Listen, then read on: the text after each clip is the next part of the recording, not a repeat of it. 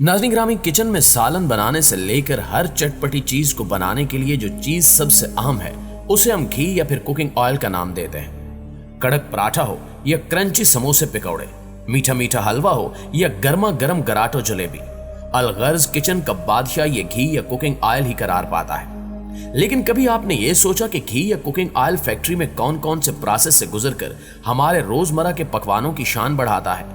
अगर जवाब नहीं में है तो कोई बात नहीं, क्योंकि आज हम आपको कुकिंग ऑयल फैक्ट्री में बनता हुआ दिखाएंगे। इसके अलावा लेज चिप्स और जेली का फैक्ट्री प्रोसेस भी दिखाएंगे। लिहाजा इस कीमती वीडियो को आखिर तक जरूर देखिएगा। तो आइए चलकर मौजू का बाकायदा आगाज करते हैं। दोस्तों, सबसे पहले आपको बताते हैं कुकिंग ऑयल के बारे में। ये बात यकीनन आप जानते होंगे कि पुराने जमाने में दूध से मक्खन बनाया जाता था और फिर उस मक्खन को निहायत एहतियात से मखसूस दर्जा हरारत पर पिघलाकर देसी घी में बदल दिया जाता था। मगर अब तो देसी घी, बनास्पति घी और फैक्ट्री प्रोसेसिंग कुकिंग ऑयल की निस्बत काफी नायाब हो चुका है। आपकी मालूमात में इजाफे के लिए बताते चलें कि नबाताती तेल में हाइड्रोजन शामिल करने से जो घी हासिल होता है उसे बनास्पति घी कहते हैं। इसके बरक्स असली घी पौधों से नहीं बल्कि जानवरों के दूध से ही हासिल होता है। चूंकि बनास्पति घी सस्ता होता है, इसलिए पिछले 50-60 सालों में इसका इस्तेमाल बहुत बढ़ गया है और देसी घी का इस्तेमाल कम होता जा रहा है। पौधों में कोलेस्ट्रॉल बिल्कुल नहीं पाया जाता, इसलिए बनास्पति घी भी कोलेस्ट्रॉल से पाक होता है। इसके बावजूद पिछले 50-60 सालों में दिल की बीमारियों और शुगर की बीमारी यानी ज़ियाबीतस में कई गुना इजाफा हुआ है। इसकी एक वजह यह है कि मुनाफा कमाने के लिए फैक्ट्री में मुज़र सेहत अशिया का इस्तेमाल किया जाता है। लेकिन हम आपको सेहत बख्श फैक्ट्री में लिए चलते हैं, जहां पाम ऑयल को हिफ्ज़ाने सेहत के असूलों के ऐन मुताबिक तैयार किया जाता है। क्योंकि ज्यादातर घी पाम से ही हासिल किया जाता है, तो इसलिए कुकिंग ऑयल की पैकिंग पर पाम ट्री बना होता है। पाम नामी फल से तेल निकालने के लिए सबसे पहले पाम के बीज को मशीन में डालकर उसका अर्क निकाल लिया जाता है। इसके बाद उस अर्क यानी तेल को फिल्टर किया जाता है। इस अमल से तेल में मौजूद सारे नाकिस अज्जा खत्म हो जाते हैं। फिल्टर के प्रोसेस से गुजारने के बाद उस तेल को बहुत बड़ी भट्टी में मखसूस दर्जा हरारत पर पकाया जाता है। इसके बाद इस तेल में रंग, जायका और अलग अलग तरह के पिगमेंट्स शामिल किए जाते हैं। दोस्तों, इस तैयारशुदा कुकिंग ऑयल को लंबे अरसे तक महफूज करने के लिए प्रिजर्वेटिव्स को मिलाया जाता है। इसके अलावा इसमें विटामिन ए और विटामिन डी को भी शामिल किया जाता है, जिसकी वजह से घी को अच्छा सा रंग मिलने के साथ साथ इसका जायका भी बेहतर हो जाता है। लेकिन इन सब चीजों के सेहत पर बहुत बुरे असरात मुरतब नहीं होते, इसलिए इसको इत्मीनान से इस्तेमाल किया जा सकता है। कई पौधों के बीजों में काफी मिकदार में तेल मौजूद होता है, जैसे कपास, कैनोला, सरसों, तिल और पाम वगैरह। जब निकल की मौजूदगी में इन तेलों से हाइड्रोजन गैस गुजारी जाती है, तो तेल में मौजूद कई डबल बॉन्ड टूटकर सिंगल बॉन्ड में तब्दील हो जाते हैं, जिसकी वजह से तेल के जमने का दर्जा हरारत बढ़ जाता है और अब ये तेल कमरे के दर्जा हरारत पर जम जाता है, यानी घी बन जाता है। ये अमल हाइड्रोजनेशन कहलाता है। इस अमल में कुछ निकल बनास्पति घी या बचे हुए तेल में शामिल हो जाता है। माहिरीन का ख्याल है कि बनास्पति घी और बचे हुए तेल में निकल की मौजूदगी शुगर की बीमारी का सबब बनती है, जबकि हाइड्रोजिनेशन के अमल में बनने वाले ट्रांस कंपाउंड दिल की बीमारियों का सबब बनते हैं। इसके बावजूद पिछले 50-60 सालों में दिल की बीमारियों और शुगर की बीमारी में कई गुना इजाफा हुआ। लिहाजा घी या कुकिंग ऑयल की खरीदारी करते हुए इस बात को यकीनी बनाएं कि यह मुज़र सेहत या लोकल फैक्ट्री का ना हो। नाज़रीन गिरामी, अब जिक्र करते हैं लेज का।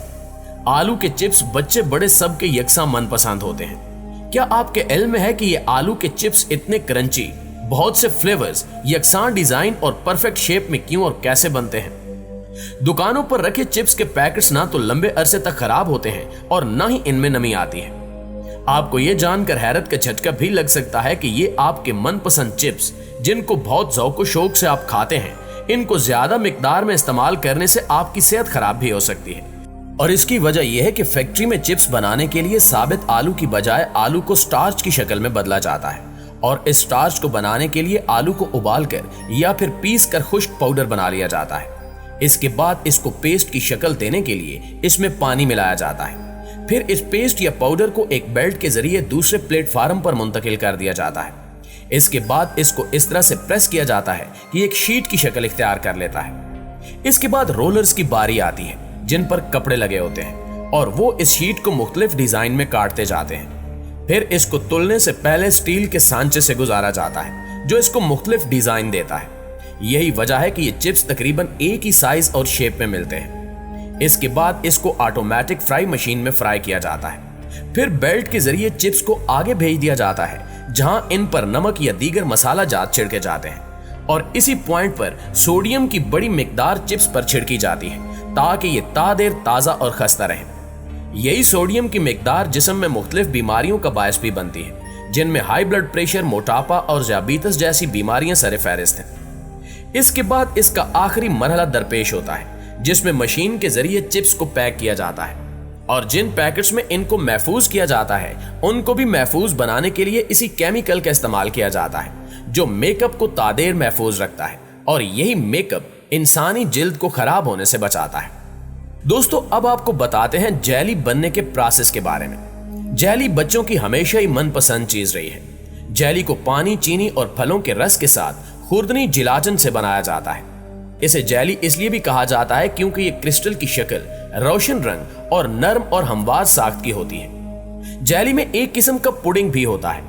जेली मुकम्मल तौर पर जेलाटिन जेलिशियन के जरिए बनाई जाती है और मुख्तलिफ सांचों का इस्तेमाल करते हुए मुख्तलिफ अंदाज और शक्लों में तैयार की जाती है।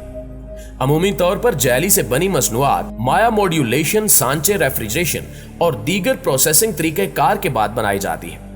इस मकसद के लिए फैक्ट्री में सबसे पहले शुगर सिरप बनाया जाता है और मखसूस आंच पर पकाने के बाद इनमें कॉर्न सीरम और जेलाटिन पाउडर मिलाया जाता है, जिसकी वजह से ये खास शेप और स्ट्रक्चर में बदल जाता है। इसके बाद बारी आती है इसमें जायका लाने की, तो इसको जायका देने के लिए मुख्तलिफ फलों के रस को मिलाया जाता है और इस जेली को फलों के रस की मुनासबत से ही नाम दिया जाता है। मिसाल के तौर पर स्ट्रॉबेरी जेली या फिर बनाना जेली। एक खास दर्जा हरारत देने के बाद इसको मशीन में मुंतकिल कर दिया जाता है, जो इसे छोटे छोटे कप में डालती जाती है। इससे अगले प्रोसेस में यही मशीन इन कप पर प्लास्टिक रैप लगाती जाती है। बहुत सी लोकल कंपनियां अपने मुनाफे को ज्यादा से ज्यादा करने के लिए आर्टिफिशियल फ्लेवर भी मिलाती हैं, जिससे रंग तो बहुत अच्छा आता है लेकिन वो मुज़र सेहत होती हैं। लिहाजा जेली प्रोडक्ट्स खरीदने से पहले इस बात का इत्मीनान कर लीजिए कि ये आपकी सेहत की जामिन है या फिर मुज़र सेहत। जी तो प्यारे हम सफरों, ये थी हमारी आज की मालूमाती सी वीडियो कैसी लगी कमेंट करके हमें जरूर बताइएगा। तो फिर मिलते हैं अगली इंटरटेनिंग वीडियो में। तब तक अपना और इर्द गिर्द के लोगों का ढेर सारा ख्याल रखिएगा। अल्लाह निगहबान।